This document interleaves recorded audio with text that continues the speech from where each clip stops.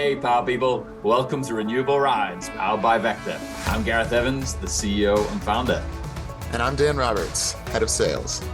In each episode, we'll uncover the latest trends, learnings, challenges, and triumphs relating to the energy transition, on-site energy, and sustainability through the experiences of our inspiring guests and team here at VECKTA. So get ready for an exhilarating adventure into the fast-paced world of challenging limits, adapting purposefully, and empowering co-creation to accelerate the energy transition with those that are on a mission to create a more resilient, profitable, sustainable, and thriving energy future. So let's go.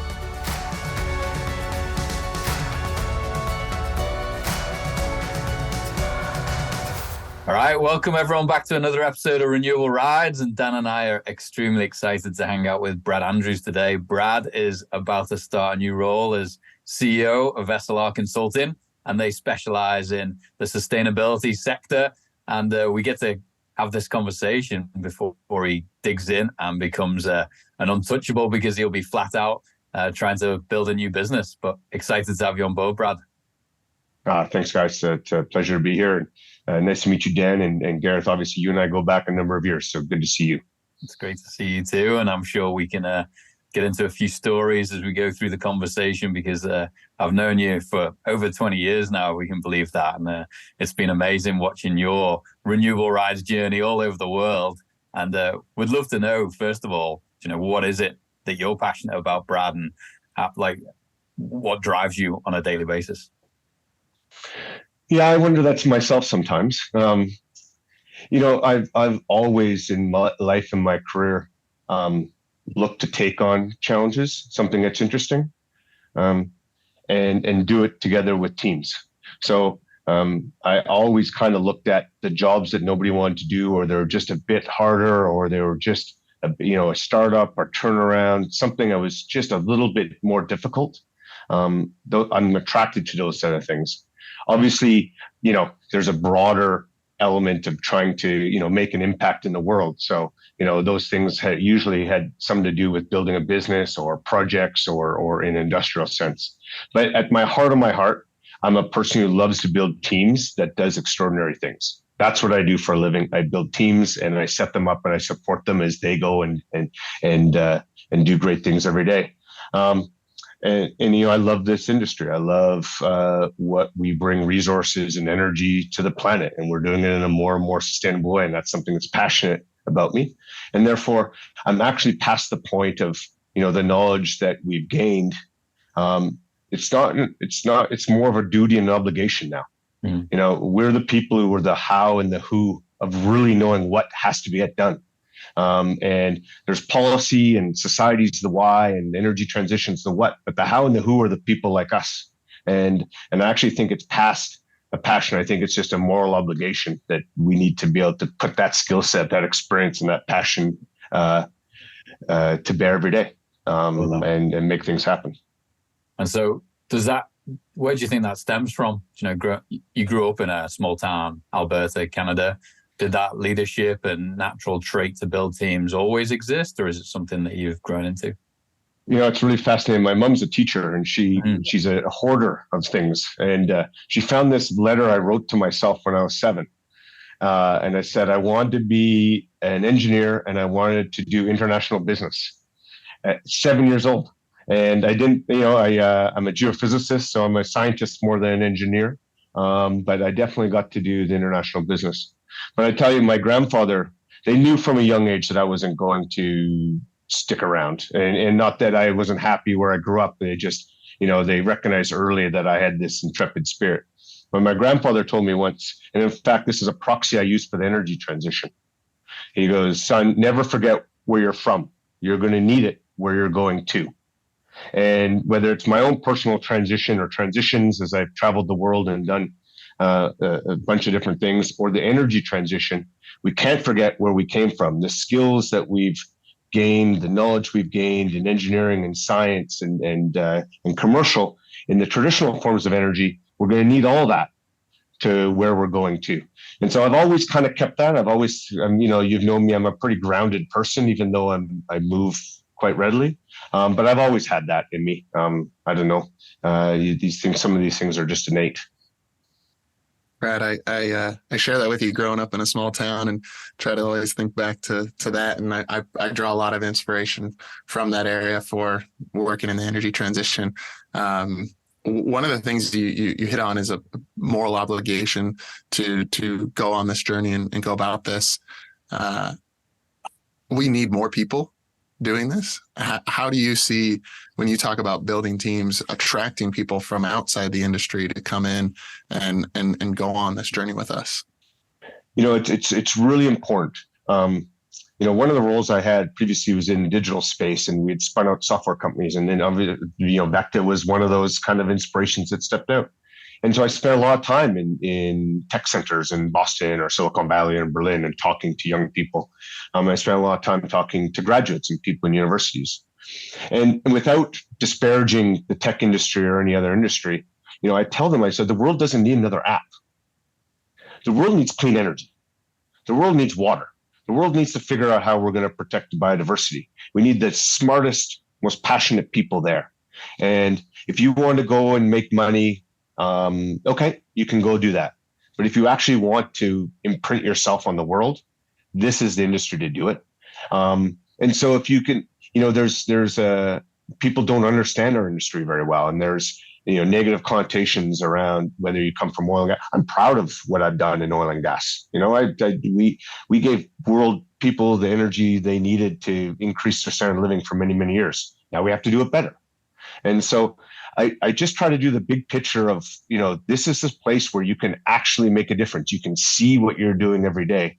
And at the end of the day, it's not just wealth you're building. It's there's legacy. And the legacy to me is a very emotive word. So the way to do it, you've got to speak to the heart, and you've got to show them the facts of what's possible. And then when they get into the industry, you've got to make sure that they don't get disillusioned and they don't get beaten down.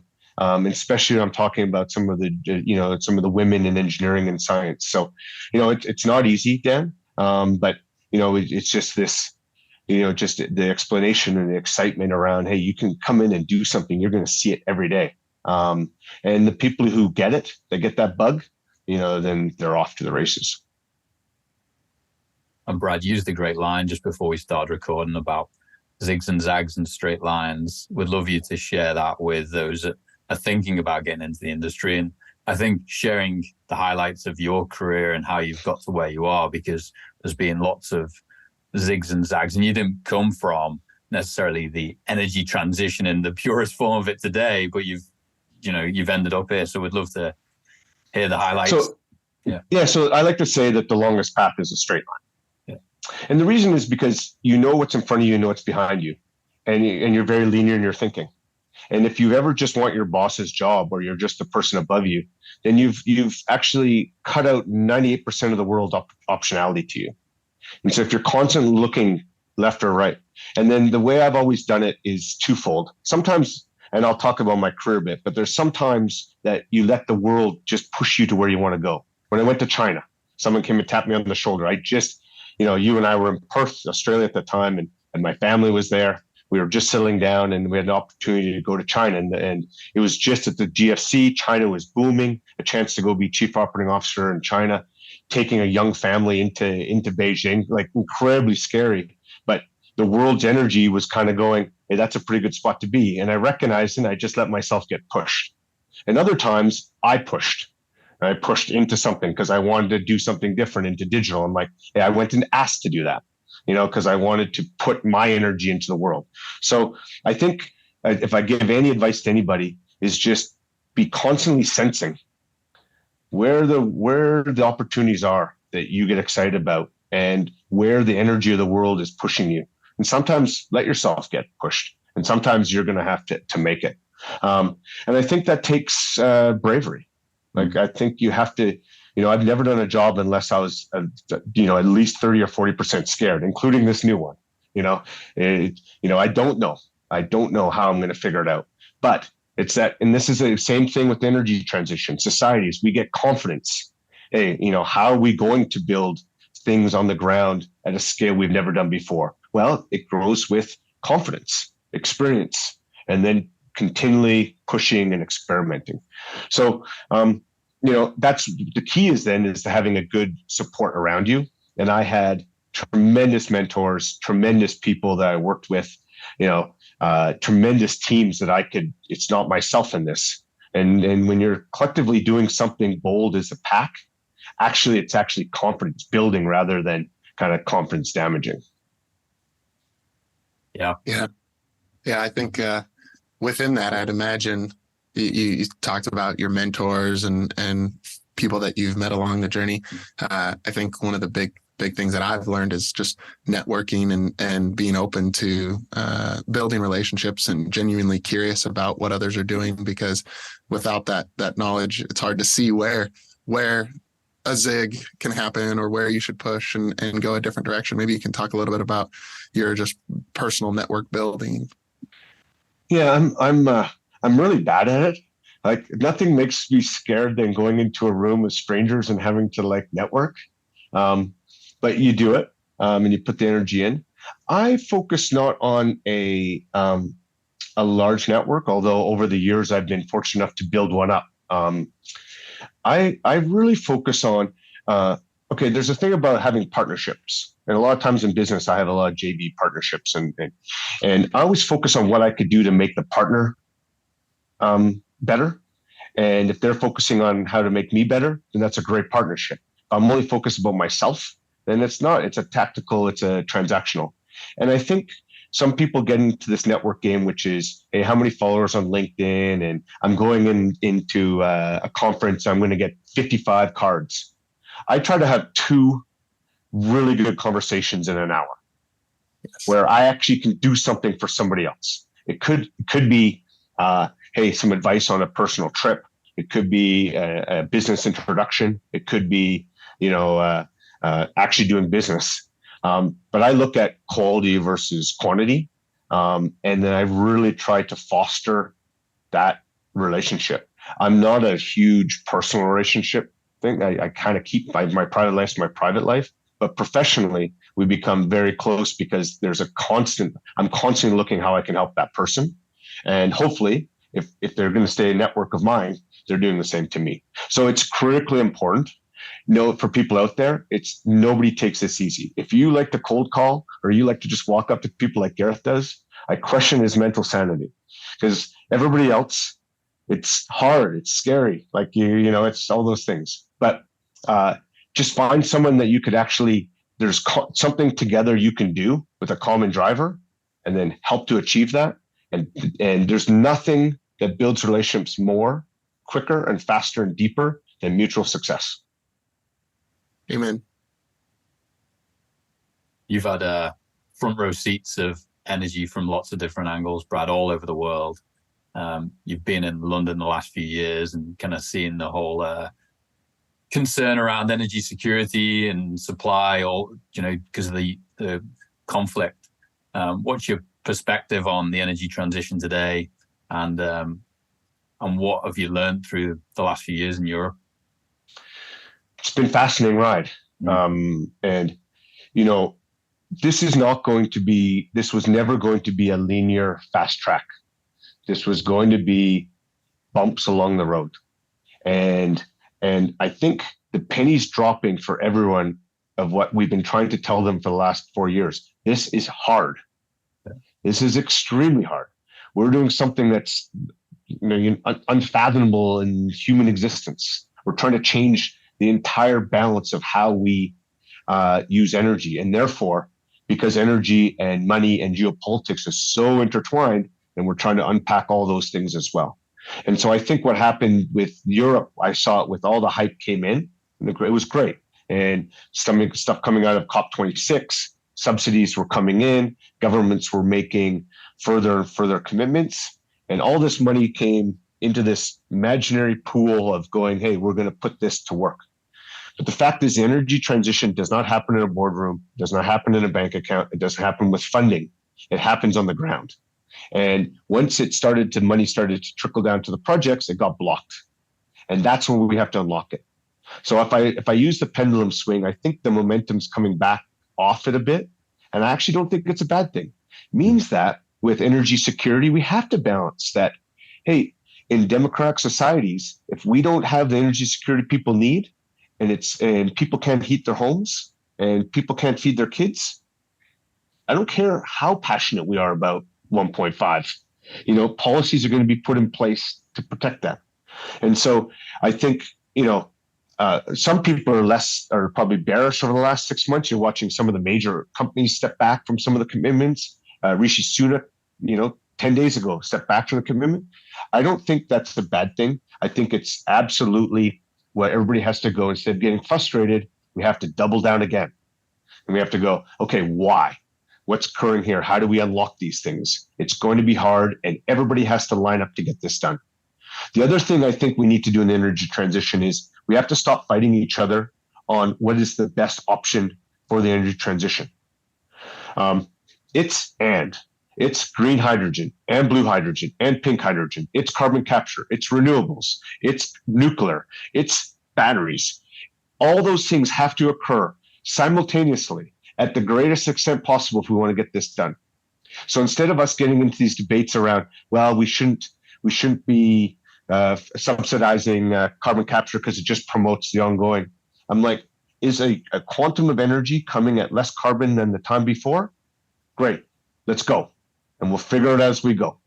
And so I think that these kind of ebbs and flows are actually having people come into the room and get past the rhetoric, get past the hype, and get past the promises, and actually go, okay, we actually have to get some real work done, and let's go to get that happen. I sit on the Energy Transitions Commission. It's a fantastic group of, companies, governments, non-profits, banks, and we have to get together and agree on a policy or a scientific approach. And just imagine you've got a BP and a Shell and an Anglo with an HSBC and EBRD and the Rocky Mountain Institute, and we have to agree, what is the future of fossil fuels? Well, you're not going to do that with just putting your head in the sand and going, well, my way's right. You have to do that with compromise, science-based targets, and a kind of a clean approach that you can defend. And I think, frankly, that's what everybody's going to have to do. And governments are going to have to come back in again. And if society wants this, and I think they do, to figure out how to unlock a lot of these things. One of the things that I didn't hear within that was a ton of about innovation and needing bleeding edge technologies. I think we have so many great technologies, and you talked about projects and needing to unlock those projects. Can you talk a little bit about the technologies that we have today? Are those sufficient versus the need for bleeding edge new technologies and the balance between that? I don't think we're going to get to where we are without a step change in technology, because just the quantum of the scale of the funding and the infrastructure required, and just, society's just not good at doing that fast. So yes, we need to continue to do that. But we've got to crack some of these, hard to crack problems in science. And I think that's happening. Some of the stuff coming out of the universities now is amazing. So this ability to, get stuff out of university and get it quickly into a pilot and getting that quickly to scale and getting that funded, I think that's such a critical aspect. The problem is that if we start to try to protect all this for competitive advantage or commercial kind of leverage, then it starts to break down what we're trying to do. So I think this is another role for industry bodies to invest. I think it's a role for venture cap and the banks to push, and I think it's something for the governments to foster, which is open source. Let's learn from each other, and let's solve some of these problems. How could for instance, some of the work that they're doing in batteries, and we're hitting the end of kind of what's physically possible without another breakthrough again. The price of solar PV, we're hitting at the very end of what's truly, again, the edge of laws of physics and chemistry. We've got to crack it again. So I think, Dan, it's critical. I don't think we're going to get there where we're at. I'm not of one to believe, don't worry, we'll be fine. Humans will find the magic, the magic bullet. We've got to do it all, but it's critical. And when those new technologies come to market, we've got to find a way to accelerate them faster than ever. Yeah, agreed. You've spoken to business leaders around the world for decades, Brad, and I think at the cold face, some of the challenges we're all seeing is that people haven't necessarily had to think about energy ever, when running their businesses. It showed up when they wanted it at a price that they're happy with, and they haven't been under pressure to reduce emissions. And so it's just not within the sort of the natural rhetoric or mindset. Are you seeing that changing in the conversations you're having? And what can we be doing better as a industry to help educate and support people to go on this journey and understand what's possible? I think it is changing. It definitely is. And it's not just for energy, it's water and other things as well. Businesses are very good at, and humans are very good, and businesses are very good at solving problems that impact their bottom line. Yeah. And especially in the manufacturing kind of world, that are heavily energy intensive types of businesses. If you said their feedstock was 20% inefficient, like they would be spending all their money, all the smartest people, to reduce the waste streams, get their feedstock to the perfect. Yeah. So I think, their variable feedstock is going to change, and that's not their risk anymore. The risk is going to be energy prices. And then they're going to do everything they can to try to mitigate that risk. And now how do we help them? Well, we have to give them optionality. So I think some of the work that you guys do, is it a power island? Is it a hybrid model? Is it a PPA? Are you just going to come off the grid? Helping them make the best decision for them. And then you're starting to see these companies now. There's a green steel company.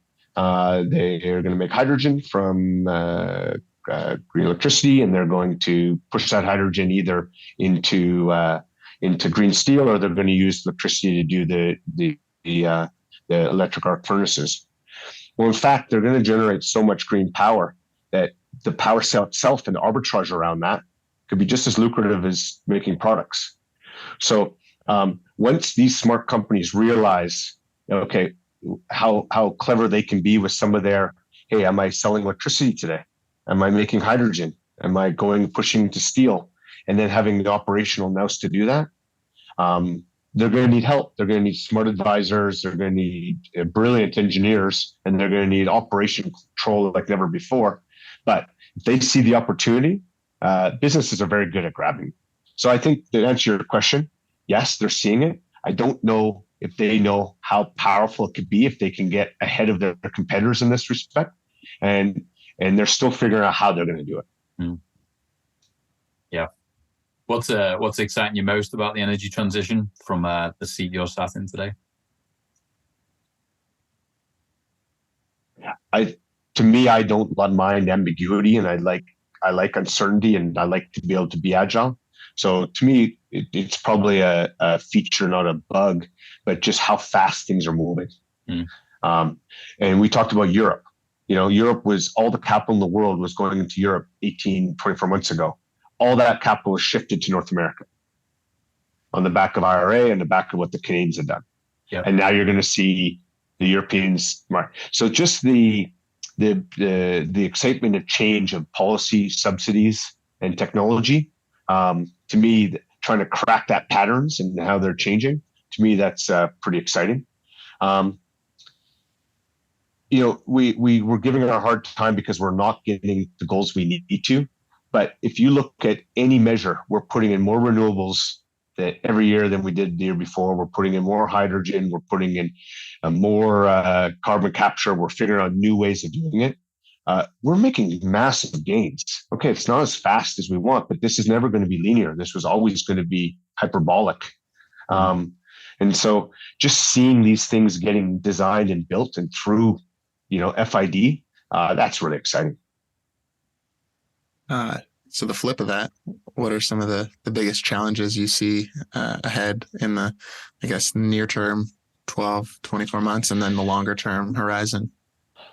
I think it's two, and I'm going to be slightly controversial here. I think a lot of companies have had their ESG vision strategy, their net zero targets, They've come in, the board has signed off on them, they put them out there with no plan of what they're going to do with it. They've signed up to sustainability bonds, not understanding how risky that is if they're not actually proving that they're doing the things they should be. And I'm not even talking reputational due to greenwashing accusations and stuff. I'm talking about just purely financial, And so I think that I talked about before about the hype and the rhetoric, and everybody had to have a plan, or everybody had to have a vision, or everybody had to have the 5-page. Now everybody's kind of going, holy cow, we got to really get the work done. And so that ability for companies to work with their advisors, to work with their consultants, to work with themselves, to actually go, it's not enough to have that high level vision. We actually have to do something about it, and we have to verify we've done something about it, and we've got to do it again. I think that's one. That's a huge challenge, because it's very easy to make a PowerPoint deck and go to the market and saying we're going to be net zero by 2045. And all of them have this kind of waterfall graph with this big chunk at the bottom called offsets, which, we need to do better than that. The second is we have to redesign collectively what we think a fundable energy transition project is. And that I spent a lot of time working with banks, whether that's infrastructure banks, commercial banks, government banks, around. You can't make the same decisions in the energy transition that you did before. And we're not even talking about IRR or return on investment, those things. I'm talking about what do they need in place as far as what risks they're going to put down into the value chain. What type of definition are they going to need before they sign off on it? How are they going to allocate cash going forward? I said that before, the cash is sitting here, but it's stopping here because we can't crack that last little bit of magic risk tolerance kind of collaboration to get those projects. So those are two things. We've got to unlock capital to get to project level, to get to the ground. And the people who've made all the promises, governments, companies, industry alike, around how to get to net zero, we've got to actually work the next layer down. And we've got to show to society that it's not just talk. So those are two massive monumental challenges. And I don't want to be glib about it. The fact is, we know how to solve those. Like, these are solvable problems. Everybody's just got to give up a little bit more to break through. Yeah. Opportunities within it. Within great challenge. Opportunities. Yeah. Within any challenge, great opportunity. Well, some of the best bits of advice you've had on your career, Brad, in terms of how to navigate change, whether it's moving countries, changing jobs, adapting to changing business landscape? So many. Some of the greatest advice I got was people pushing me to unlearn more, to learn. And the reason I say that is when you go into a new experience, it's kind of what my grandfather told me, you only have what you brought with you. And that's great. But insight, experience, gut feeling, all come with bias.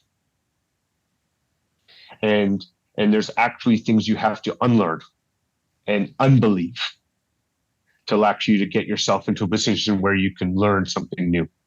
And I think for leaders today's world, because we've just been, we've learned so much because the way the world is, I focus on what do I have to unlearn, unbelieve? What do I think that I was? Oh, that's the truth. Like, I'm going to run it this way because it's always worked that way.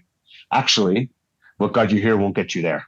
So some of the greatest advice I've got is, that's cool that worked in Perth, Australia. This is Beijing, China. This is a much different ballgame, and you learn it yourself the hard way. I got plenty of scars of leading with my chin in that respect. But I think a lot of that, if you can challenge your core biases and your core beliefs, what happens is it creates anxiety. That anxiety creates creativity. And it's not an easy thing to do in yourself and your brain, but that unlearning piece of it, that's going to allow us to unlock a lot of things more. So that's been great advice. Just practical things, just moving around and creating stability for your family and managing your time, taking care of yourself. There's no secret to this stuff. Just take care of yourself. The one thing, some of the greatest advice I got was people help me. I manage my energy more than I manage my time. Mm. So time is a different construct to me. My energy and the way the way I'm feeling and the way my brain is, if it's sharp or not, that's the currency that I work off of. And so there's sometimes that if my energy levels are high, then I have no problem working very long hours. But I know that if my energy levels are low, if I'm not locked in, I have no problem going, hey, I'm pushing that to next week. And I'll tell the people, I'm like, because we have to be able to use the most of what we've got. So I think those two things, unlearn, challenge your biases every day, and really be conscious of your own personal energy, and what impact it has. What do you do to manage your energy, like physically or mentally? Do you have any routines, or how do you stay fit, things like that? Yeah, there's two things that are nobody will mess with any of my schedules, and that is the chance when I go and do fitness and when I sleep. So I sleep. I go to bed early. I get really up early. I sleep. Like I get my 7 to 8 hours sleep. That's really important for me. Don't mess with that, even though I'm traveling around the world on my jet lag. I'm very fortunate that I can sleep, and you've probably seen this, Gareth, over the years. I can sleep, Dan. I can sleep at anywhere at any time, like no problem. It's the key to that. And then fitness. I need fitness. Like you're the ultra marathon guy, and you do these big long things. I need to do fitness that distracts my brain, because I need my brain to get rest.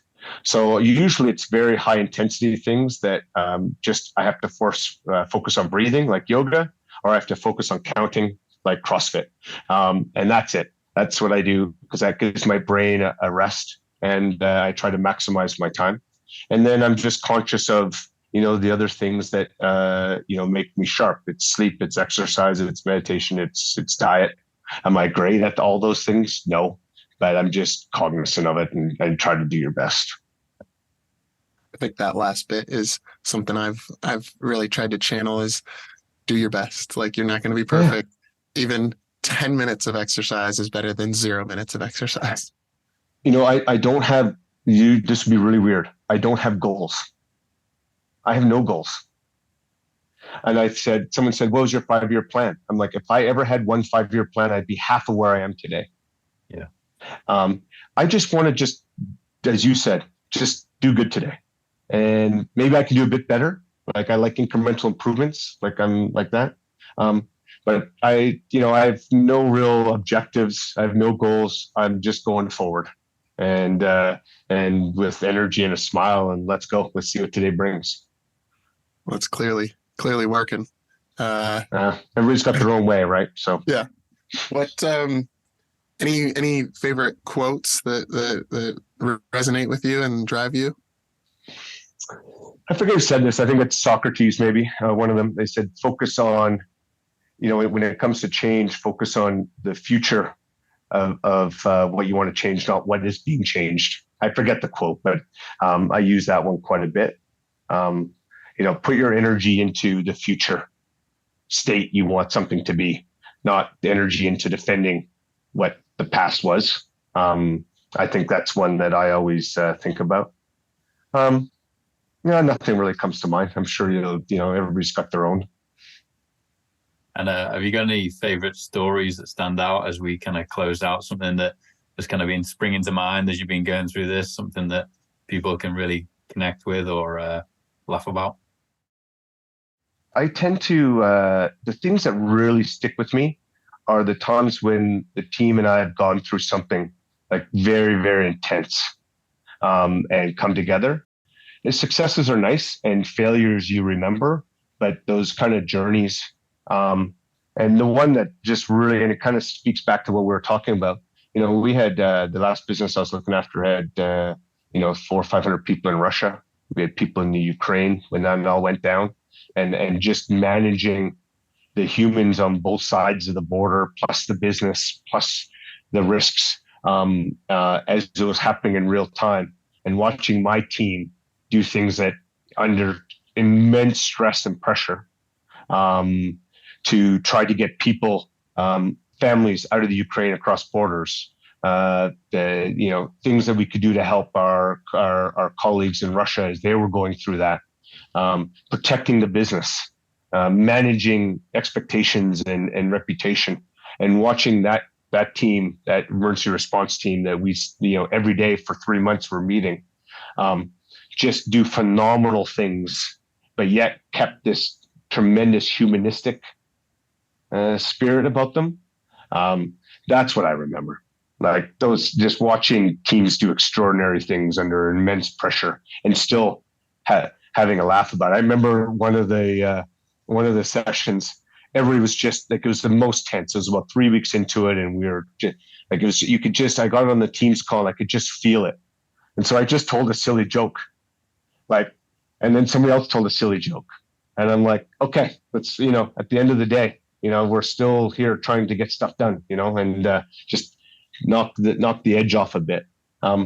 Those are great funs. I just remember, the times with people out in the field or at the sites or in the offices. So it's just the little things that I remember the most.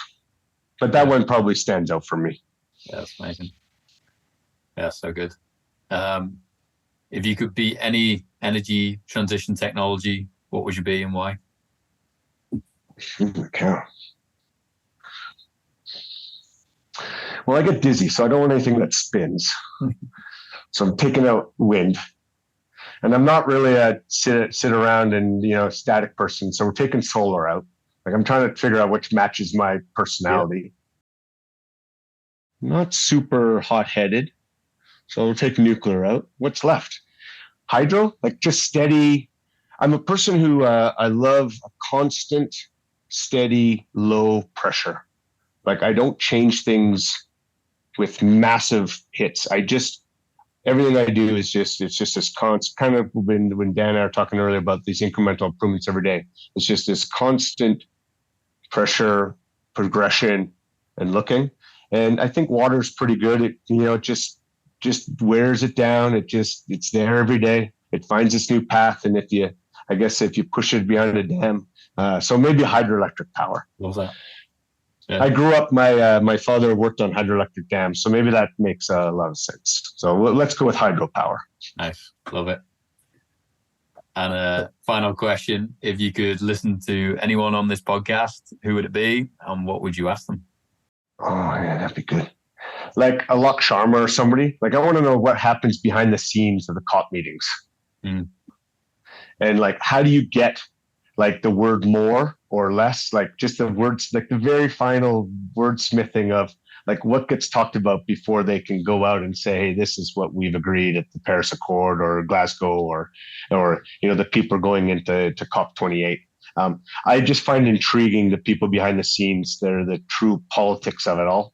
I just find that stuff fascinating.